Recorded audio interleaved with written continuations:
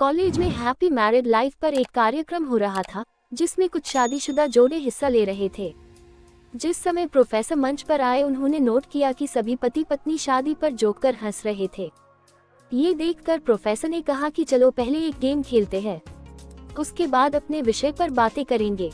सभी खुश हो गए और कहा कौन सा गेम। प्रोफेसर ने एक मैरिड लड़की को खड़ा किया और कहा कि तुम ब्लैक बोर्ड पे ऐसे 25-30 लोगों के नाम लिखो जो तुम्हें सबसे अधिक प्यारे हों। लड़की ने पहले तो अपने परिवार के लोगों के नाम लिखे, फिर अपने सगे संबंधी, दोस्तों, पड़ोसी और सहकर्मियों के नाम लिख दिए। अब प्रोफेसर ने उसमें से कोई भी कम पसंद वाले 5 नाम मिटाने को कहा। लड़की ने अपने सहकर्मियों के नाम मिटा दिए। प्रोफेसर ने और 5 नाम मिटाने को कहा। लड़की ने थोड़ा सोचकर अपने पड़ोसियों के नाम मिटा दिए। अब प्रोफेसर ने और 10 नाम मिटाने को कहा।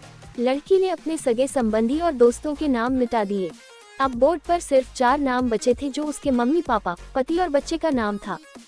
अब प्रोफेसर ने कहा इसमें से और 2 नाम मिटा दो।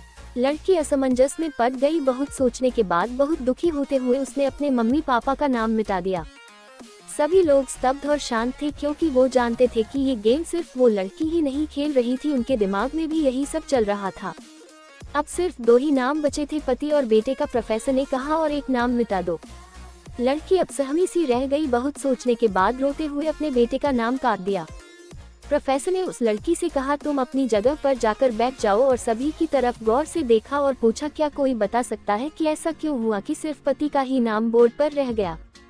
कोई जवाब नहीं दे पाया, सभी मुंह लटका कर बैठे थे।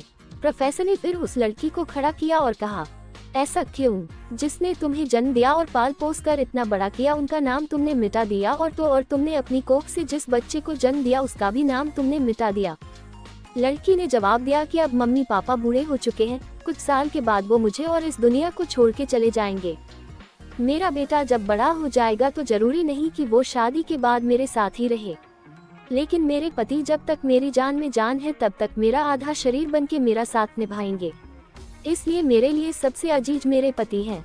प्रोफेसर और बाकी स्टूडेंट ने तालियों की गूंज से लड़की को सलामी दी। प्रोफेसर ने कहा तुमने बिल्कुल सही कहा कि तुम और सभी के बिना रह सकती हो, पर अपने आधे अंग अर्थात अपने पति के बिना नहीं रह सकती। मजाक मस्ती तक तो ठीक है, पर हर इंसान का अपना जीवन साथी ही उसको सबसे ज्यादा अजीज होता है।